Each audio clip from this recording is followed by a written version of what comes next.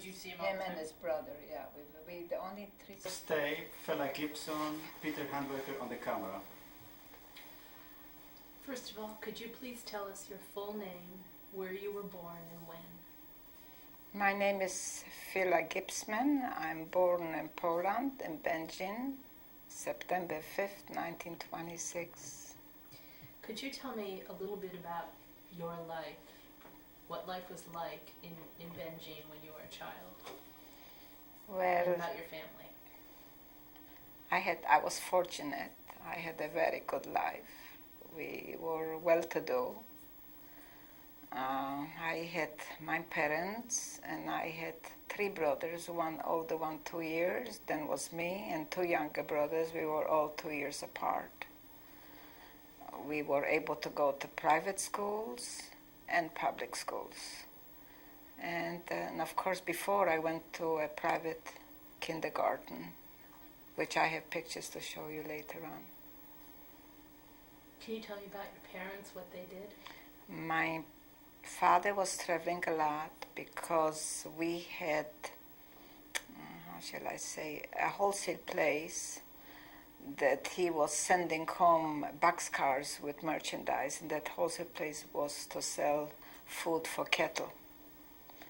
And then we also had the oil factory with my uncle and grandfather together. That there was that oil factory. There were a lot of people working day and night, and that oil that we were producing, other factories were buying to make for painting. I don't know how you call this. Oil for painting. And my father traveled a lot. My mother helped out in the business. And we had a living maid and a bookkeeper, telephone, so we were okay. What was your Jewish life like for you? Oh, I went to public school every day, and after public school I went to Hebrew school every day. And my brothers went to Haida after school. And can you tell me a little bit about what Jewish life was like in your community? Well, most were Jewish people living in the community, and we were traditional Jews. We were just observing holidays. My father had a seat in the shul, of course, with his name on it, but we were Jews observing the holidays, not Orthodox Jews. Can you also tell me a little bit about your day-to-day life as you were growing up in Będzin? What life was like for you? My life was good. Just was with my girlfriends, going to school, and I have no complaints. No, but if you could give us a little description about your school, about life with your brothers. It was good. I was the only girl with three brothers. I was very spoiled at home, and we were very close-knit family. Do you remember, or can you describe the first signs of danger or anti-Semitism that you actually experienced as growing up? I did not experience, not that I know of. I was just going to school every day, so I really didn't feel anything. So was it that you felt pretty like you were almost in a cocoon, that you were fairly protected? Is that what you mean, where you lived? No, the life was nice, mostly Jews and, a lot of Polish people too, but I went to school and I mind my own business. I was too busy with school, and I don't think my parents experienced anything, not that I know of. Can you tell me a little bit, now can you tell me how you remember the first signs of danger as the war was beginning to come to Poland? Well, they were talking about that Hitler is going to invade Poland, and he did invade very fast because 1939, when Hitler came in, he just crossed the border and all the Polish people, the soldiers, were running away. So that was very fast. And when he came in, I remember this like today, that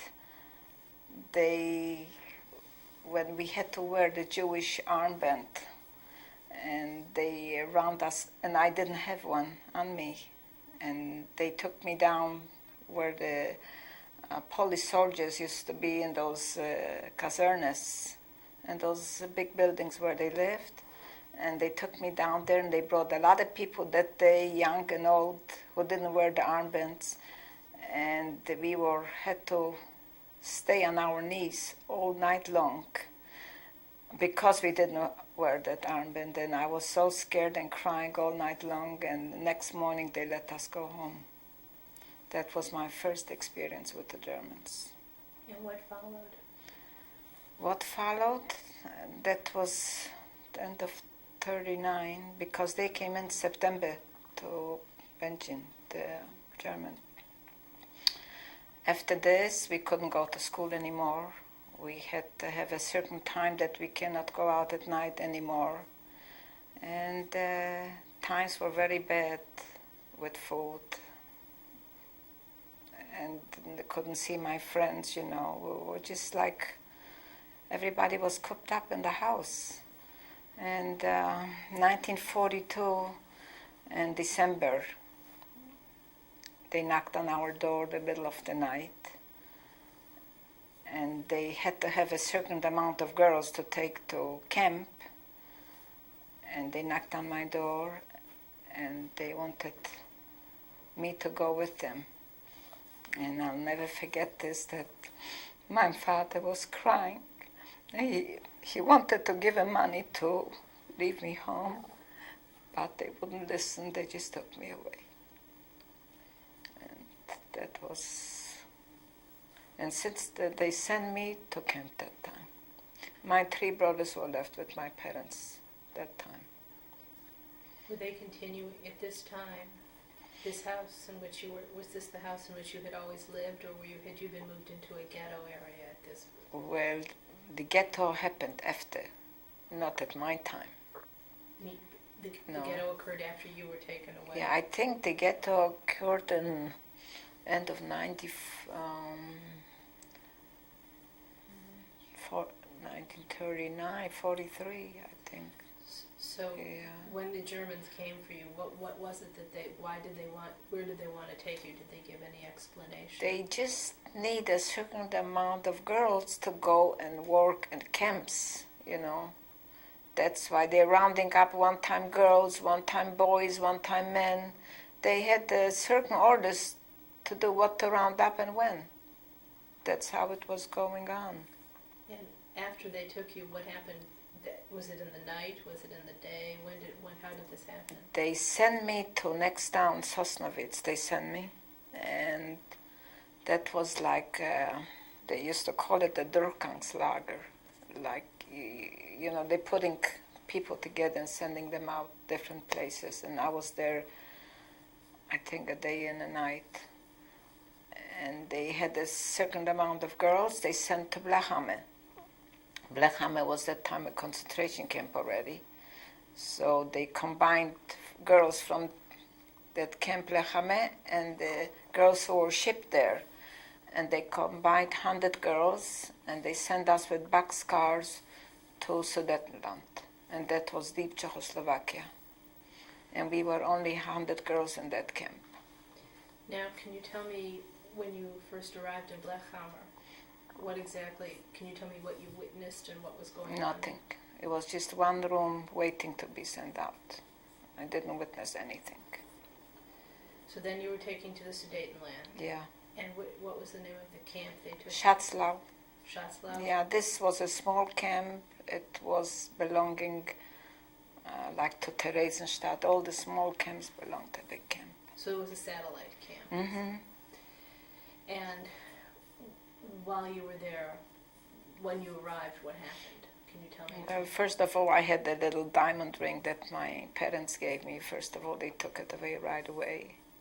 and they let us wear our clothes. That was a camp that we didn't wear those striped clothes.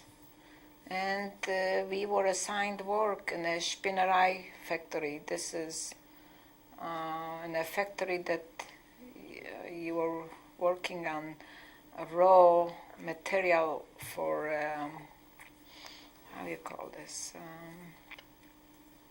thread. Yeah, the machine was like from here all the way further than the kitchen, and one had to work on this machine.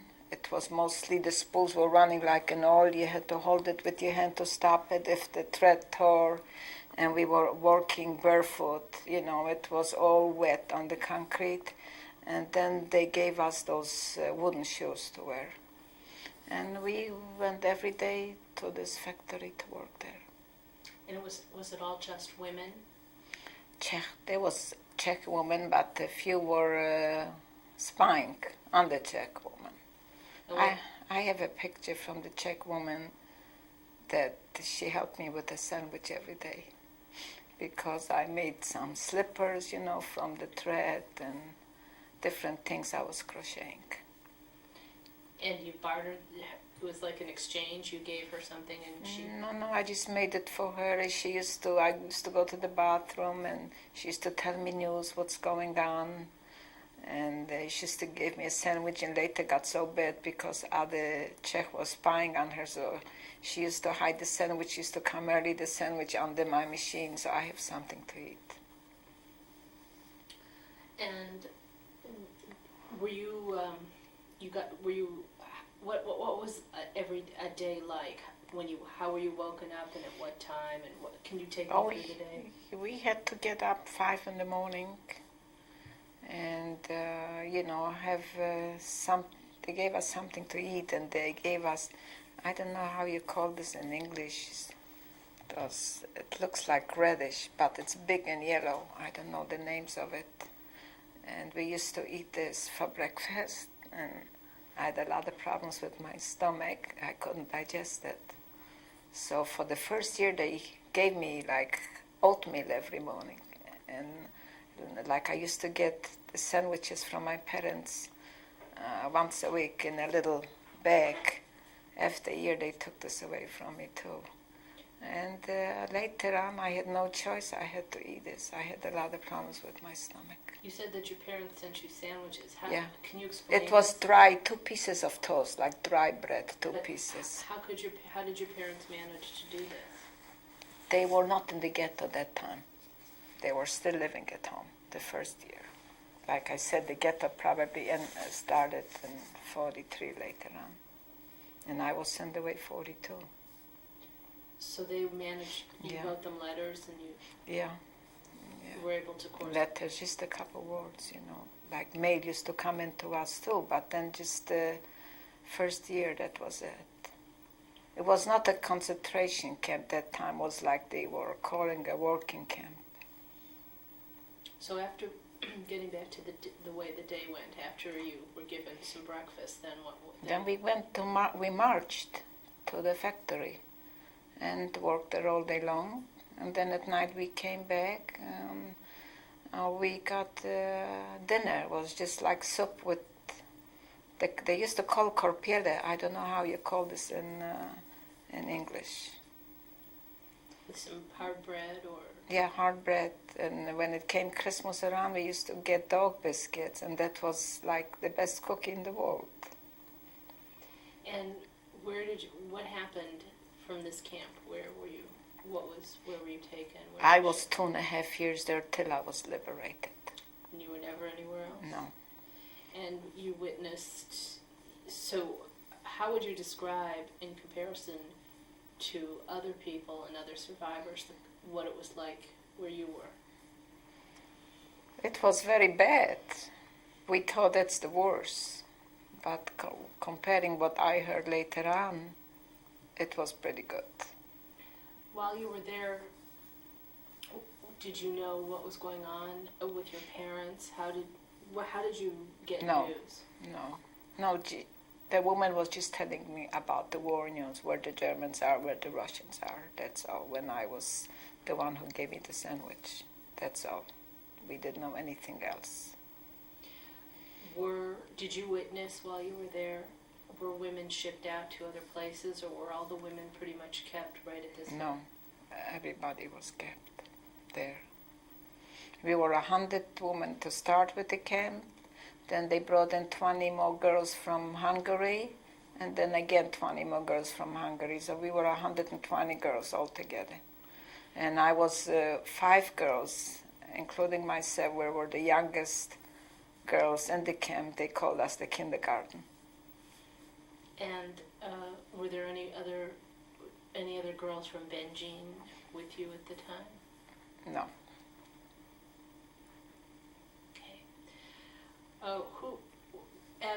As the war progressed, can you tell me what you'd said that you didn't, what news you got from the Czech woman, but as the tide turned on the war, what were you then expecting, or who liberated you, and what was it like for you?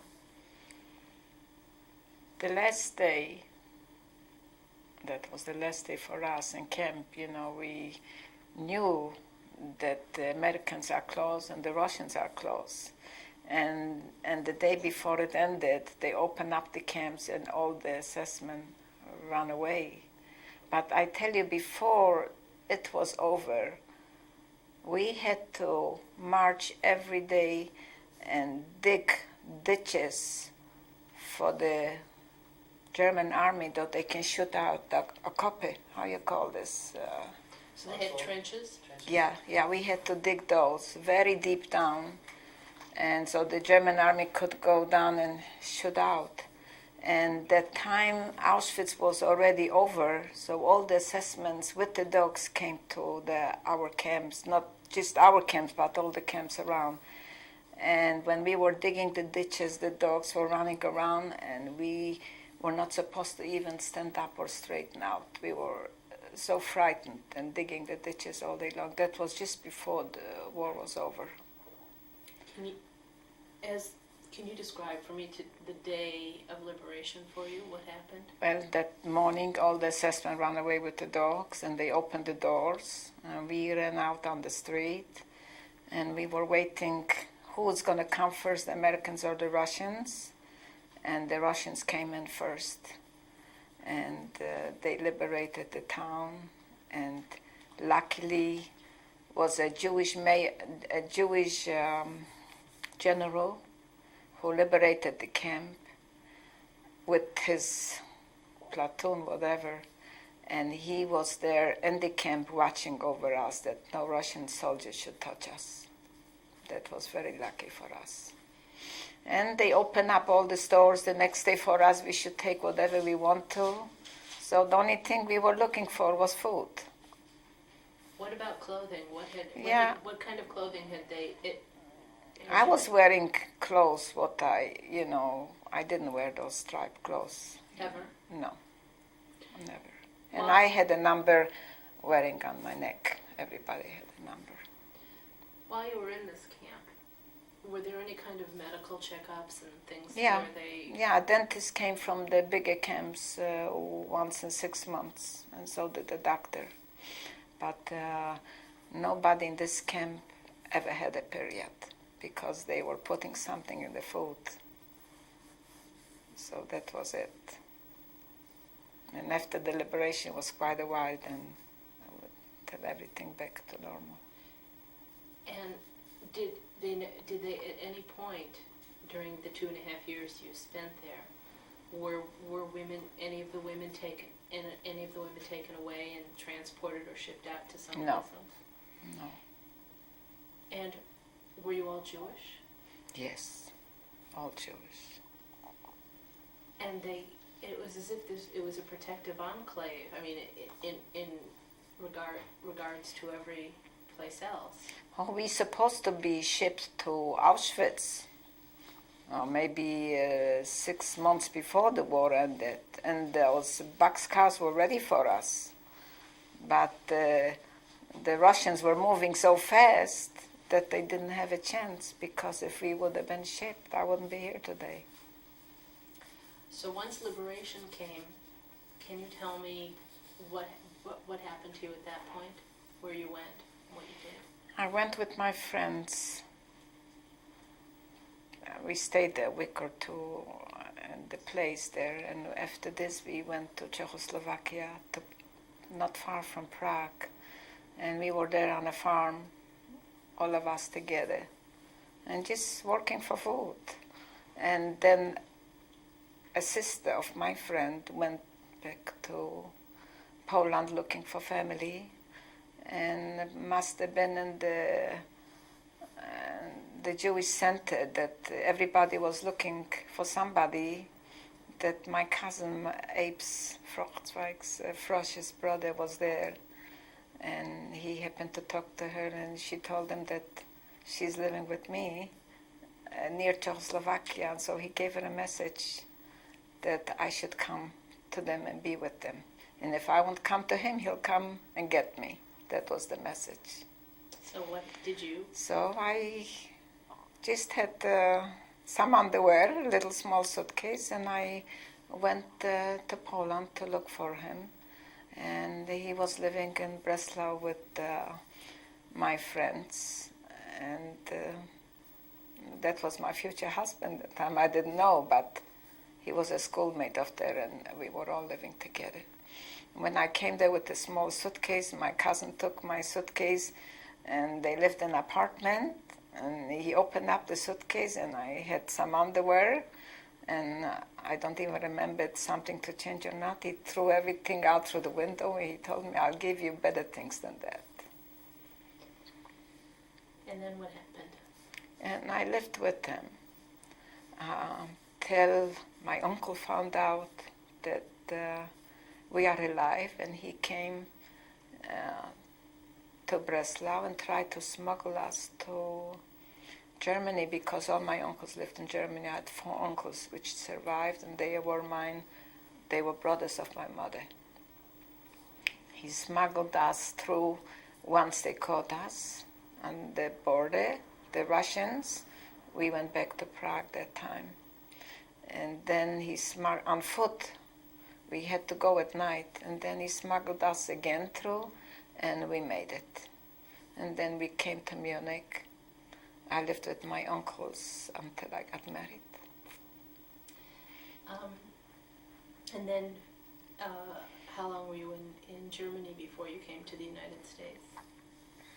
From 45 till 1949, I came to the United States. I got married. I lived in Munich from 45 to 47. 47, I got married and moved to Stuttgart, where my husband's father lived there. And 47 to 49, I lived there. And 49, we came to the United States. We registered to Australia, to any place that we could leave Germany. And the papers went so fast, that within 3 months, from registering to the United States, we went to the United States.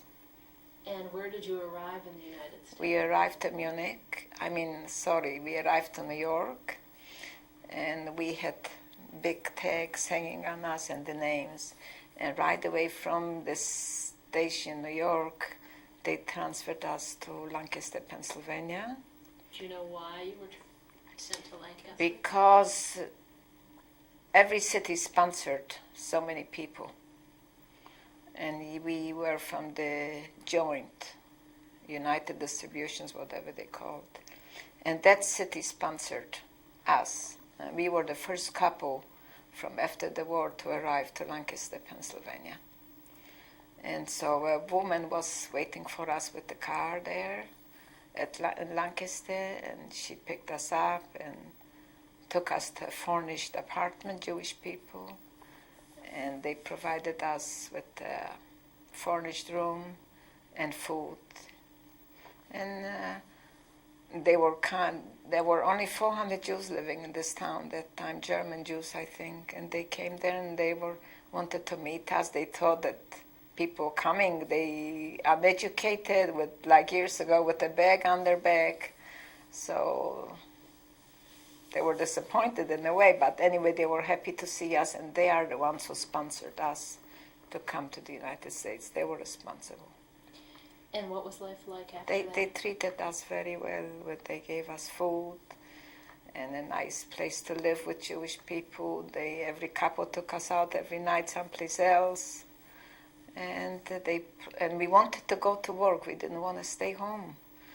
And they told us, "Don't worry. In the United States, you work plenty. Don't rush." I says, "We don't want to be young. We want to go to work." So I found a job in a factory that they were sewing children's dresses, and my husband went to work in a cigar factory. So we were making 70 cents an hour. At that time, a bread was 22 cents. So when we went shopping for $10, it was enough to eat for us for more than a week. So we were staying only 3 months there. After this, my husband found out he has a cousin in Detroit. So we went to Detroit because we wanted to be with family together. So they were sad to see us go, but we left there and we came to Detroit. And in Detroit, we lived 4 years. And what happened in Detroit? Well, he and my husband probably told you the story already. Well, you can tell us a little bit if Yeah, you'd we like. lived in Detroit, and he worked in an automobile factory, and then the factory went on strike for 90 days, and it was very bad. That time I got pregnant. I had a little boy, and When was this? he was born in 1950, February 23rd, a day after Washington's birthday. And I got very sick because apparently the doctors didn't do such a good job on me. And I had the best doctor, Jewish doctor, but I hemorrhaged a lot. And I was laying in blood like in a bathtub up to my neck. And my neighbors came up and put the chairs under the bed. I should lay with my feet up high. Then the doctor came and he gave me shots, and so everything should come out. For a whole year, I had to go for shots, iron shots, and I had to drink Ovaltine. And the first 3 months, I didn't handle the baby because I was too weak. So my husband took care of him, and after that, I was okay. And then after Detroit, what happened to you? After Detroit, my neighbor was going in. He had a friend living in Los Angeles, and he wrote to him that the climate is so good, you can get work. Why he doesn't come here? And we lived in the same building, so he talked me into come too.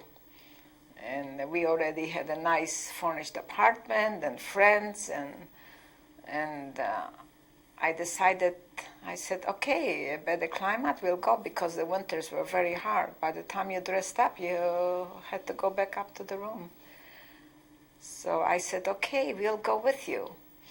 So one day my husband comes home from work, and I sold all the furniture, and he had no place where to sleep. I sold the bed too. And I said, we're going. So my friend said, you're crazy, you don't have anybody, where are you going? I said, we'll manage. So we started 2 cars in the morning, and took us 5.5 days to come to Los Angeles. And my friend got lost on the road because his motor burned down. So we waited for him a whole day. We didn't see him, so we decided to continue on our own. And we came here and we looked up his friend. And we told him what happened. We rented a furnished room on Pico near Sears, it used to be. And we lived there for quite a while because we wanted to rent a place. And wherever we went, they saw a little boy. They closed the door in front of us. So they didn't want to rent that time with children. So finally we found a place after that, and then my friend came, and it was very bad. My husband was going every morning, got up early to look for work. I couldn't work that time because he was a little boy. He was 3 years old when we came here from Detroit. And he was knocking door to door until he found a job. After this, when he got older, I was looking for a job to help out. and I was working for Orbach's on Wilshire Boulevard as a salesperson. And then I worked for Benish Bakery for 10 years to help out, to put them through school. And life got better. Well, I think you missed a bit. You forgot to tell us you had a second child. Oh, yeah.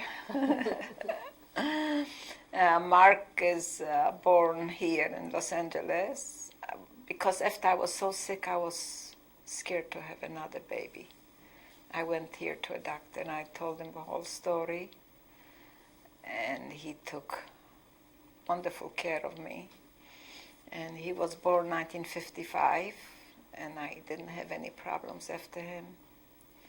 So everything was okay. And I stayed home till they were old enough to go back to work. And they both went to public school, and they went to Hebrew school. So they have a Jewish education. And if you don't mind, I'd like to just go back a little bit.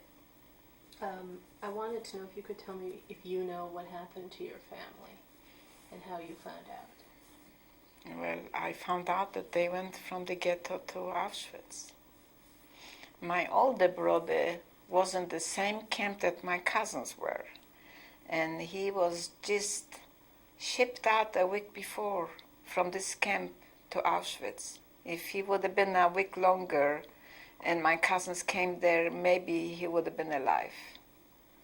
And I know my two younger brothers went with my parents. And you know they were all... My older brother studied to be like an accountant. My younger brother, during the war, was working for a dentist, you know, and the youngest, he was still too young. So has anyone been able to give you information as to when? No, but that happened after they were rounded up for that, they lived everybody together in the ghetto. And from there they were shipped to Auschwitz. And that's all the information you have? Yeah, nothing else. What about any of your grandparents? Were they alive when the... No, same time, same thing. Same thing? Yeah, my whole family was wiped out, except I have the two cousins here. We are the only three left from our family. From my father's side, I have an uncle in Israel that he came to Israel in 1939, and I have there are two sisters and brother that they live in New York. One lives here. That's all. And what about your sons? What kind of families do they have? Traditional, like us. I mean, what do they have children? Yeah, my oldest son has a son. He's going to be 17 April 1st next year. My granddaughter is going to be 16 December 29th. I have a granddaughter 11, and a granddaughter is going to be 5 in October. Did you get everybody? This is my oldest son from San Francisco. And my youngest son lives in Rancho Bernardo. And my oldest son is an attorney. My daughter was an attorney. My youngest son is a doctor. His wife is a teacher. And they have 3 little boys, 8, 4.5, and a baby almost 10 months, 3 boys. And are there any messages or are there any lessons that you've learned that you'd like to pass on to your children and your grandchildren since the war ended? Well, my children know all about it. We were talking about it. They saw films. And the first time then they showed Shoah on television many years ago. And they happened to see it. I didn't even know. They called me home right away. It was around 11 at night. And they said, "We're very sorry what happened, and we love you very much." So you had never really talked about this with your children prior to that, or? Yeah, they knew about it, but they never seen films. I see. Yeah, and my 2 older grandchildren seen now Schindler's List, and my 3 grandchildren in San Francisco also called up on the phone. They had to write an essay. So they talked to my husband, and then me, and then again, and they got A's in their essays. And my sons asked me many times to put on tape things, but we just didn't do it. So what is it that you'd like to pass on to your children and your grandchildren about your life and what happened to you? Well, we went through a lot, and we came to the United States, which I'll be very grateful. It's for us is the best country in the world, and they should never forget what happened, and they should remember that they are Jews and send the kids to Jewish schools and keep tradition, and it should continue, which, as a matter of fact, they do send the bar mitzvahs, bat mitzvahs, and the children are going to Hebrew schools also, like they did, and they continue the tradition, and I'm very proud of the family, both of them. Okay. This is the picture from my parents, myself and my brother. I'm 1 year old, and my brother is 2 years older. I really don't know. I have quite a few pictures how I got them. I really don't know. Can you tell me what year this was taken? I was 1 year old. So 1926? I was born 26, so it 27. must be 27. 27. And where was this photograph taken? In Belgium, in Poland. Yeah. Okay. This is a picture from a private kindergarten that was in a beautiful park taken with the 3 teachers. I have the names written in the back on it. And I am sitting right here. You need to be a little more descriptive. In the white blouse with the ribbon. In the front row, can you Yeah, see here? it's on the front row on the right-hand side, right here. Were you second? You're the second person from the right. Is Yes. that correct? Yes. Okay. And do you know approximately when this picture was taken? I must have been 4 years old, probably. So you think this picture was taken in about 1930 I imagine so. in Będzin, Poland? Yeah, in Benjin, yes. It was a beautiful park, and we went there for outings in this park. Okay, that'll be nice.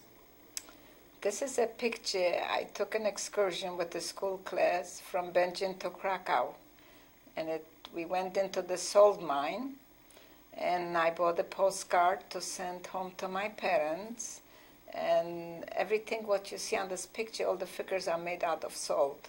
It was just beautiful. Can you tell us when this might have been? Must have been, I don't know, when I was probably, let's see, probably 13 years old. So this was close 12 to or- the time of the war? Was this close to? No, it was much before that. So were you more like 8 or 9? when- Yeah, must have been that time, yeah. So 2 years before the war even, maybe like 1937, do you think this picture might have Or been? 3 years before, probably. Okay. 3 years before the war. Okay.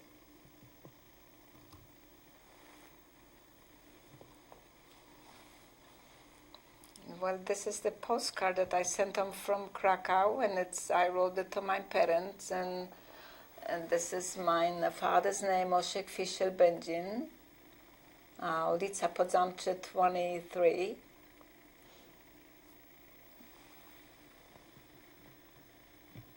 What does it say up at the top? That was my name, Fischel Fela, Krakow. Dla ukochanej Mamusi, dla kochanej mamusi, tatusia,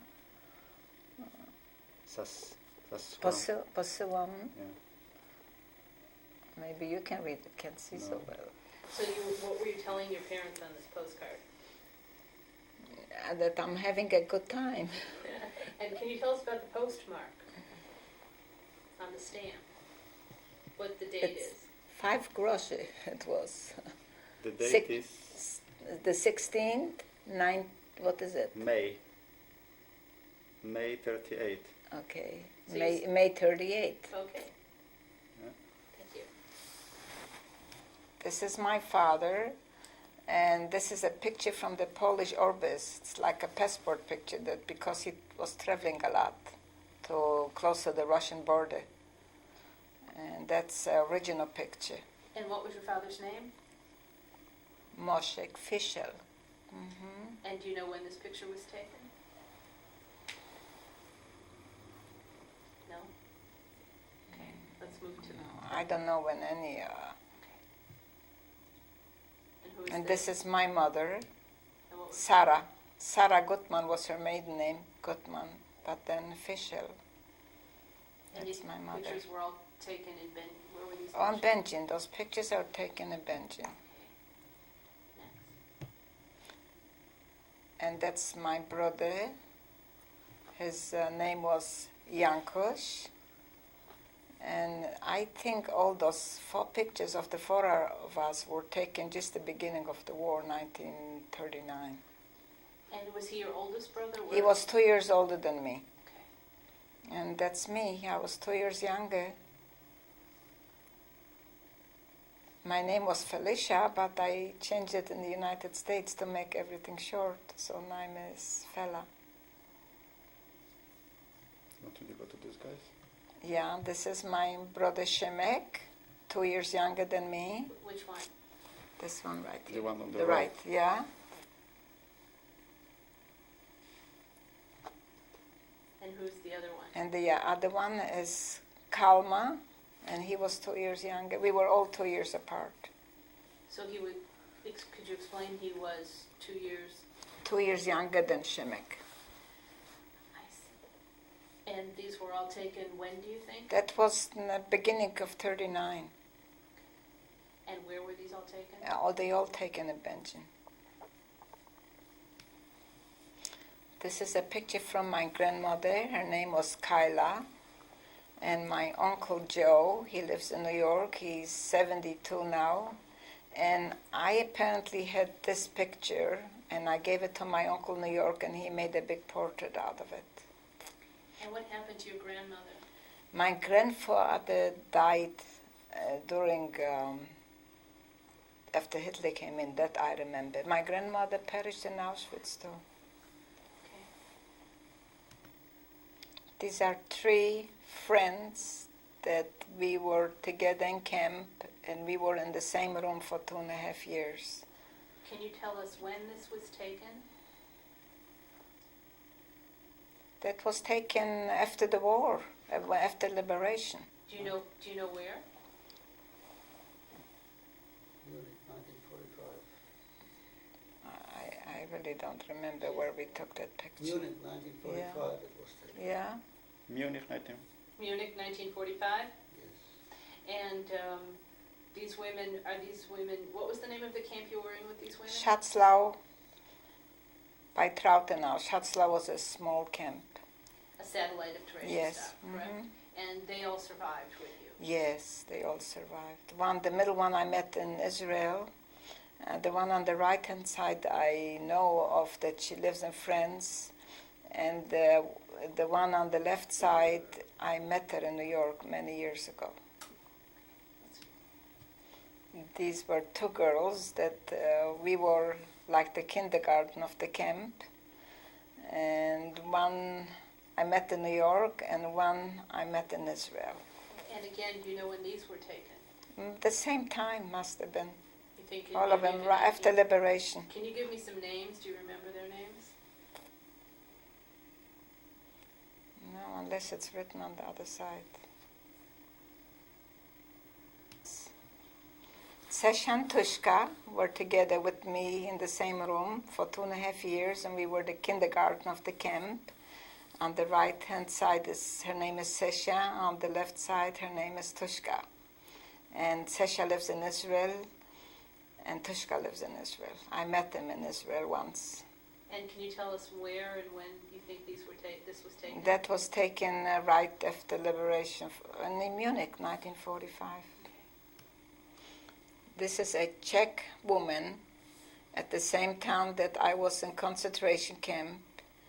and she was so good to me. Apparently she liked me very much, and I was crocheting slippers, all kind of things, and she used to bring a sandwich to me every day, and she was hiding the sandwich under this machine so nobody will see it. And from the beginning she used to tell me also the news, what's going on between the Germans and the Russians, and later on it had to stop because she has been watched. And that was a gift from her to me, right after liberation. So where though? Where was it, you think? That picture she gave me in Schatzlau. That's the town that I was in camp, yes. So what year do you think this was?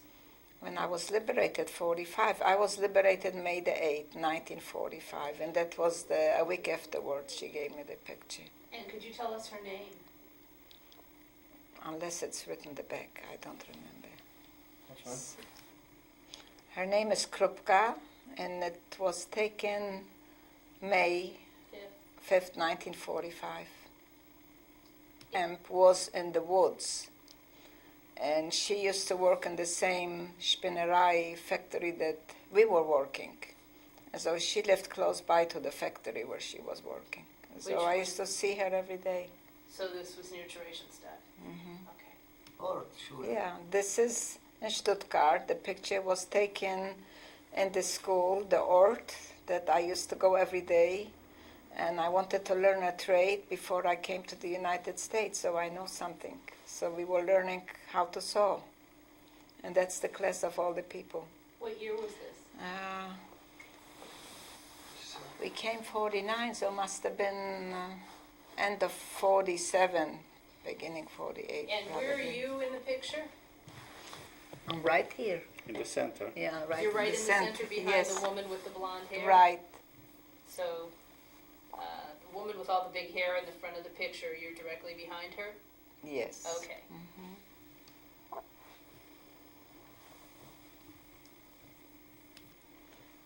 This is Breslau. That was right after liberation when I came to my cousins.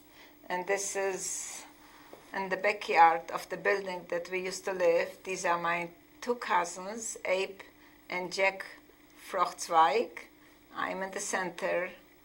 And we are the only three survivors left from the whole family, which was wiped out. What year was this? Do you know? 1945. Yeah, after liberation. Okay, this is a picture. We arrived to Lancaster, Pennsylvania, 1 week after we arrived to the city.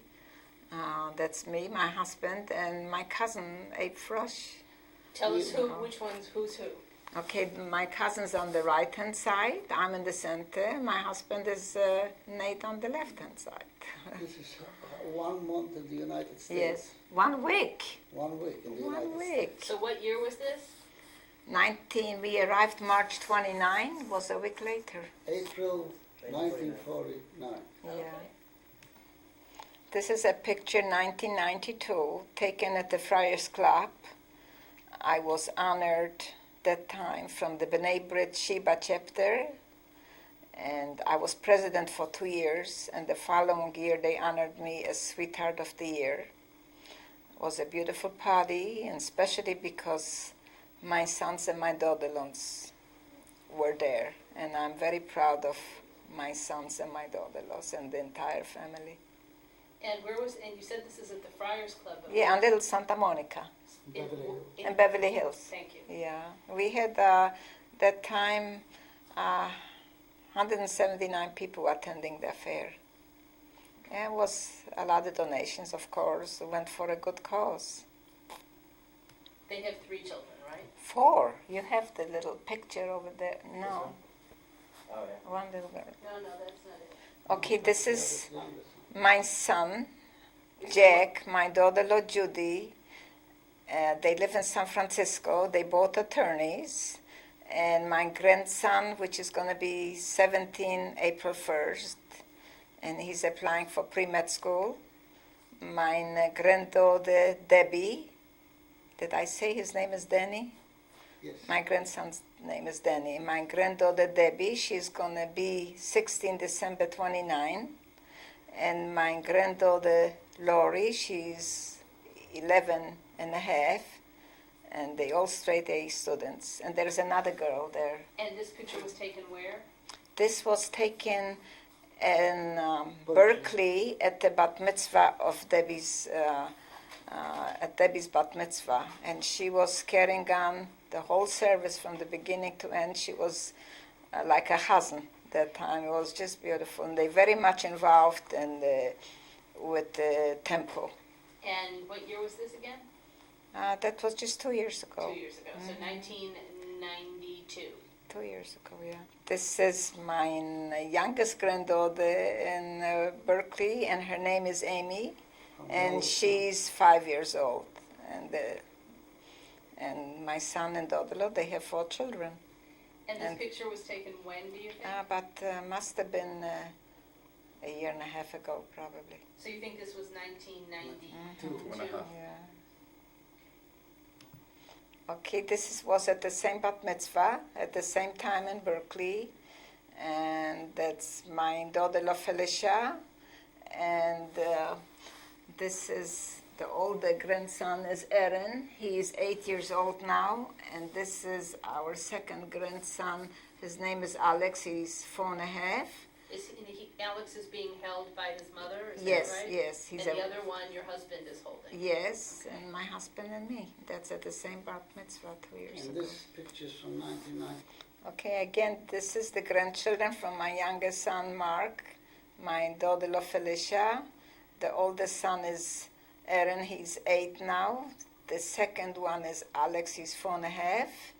And a new addition to the family, his name is Ethan, and he is now almost 10 months old.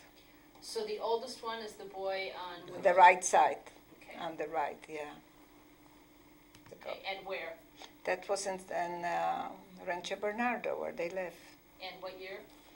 This year, 6 months ago, 1994. 1994. Okay.